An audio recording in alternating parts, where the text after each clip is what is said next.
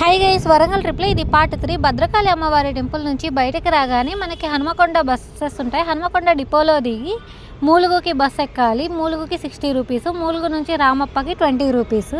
Every 1 అవర్కి ఉంటాయంట. Temple లోపలికి నడుచుకుంటూ వెళ్తుంటే బాగుంది. అండ్ లోపల టెంపుల్ ఆర్కిటెక్చర్ కూడా చాలా బాగుంది. కాకపోతే కొన్ని విగ్రహాలు దెబ్బతిన్నాయనేసి నాకు అనిపించింది.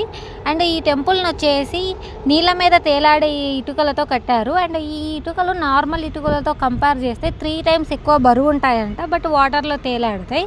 అండ్ ఈ టెంపుల్ వచ్చేసి ఇసుక మీద కట్టారు, అంటే పునాదులు ఏమీ లేకుండా భూకంపాల నుంచి తట్టుకొని ఉండేటట్లు.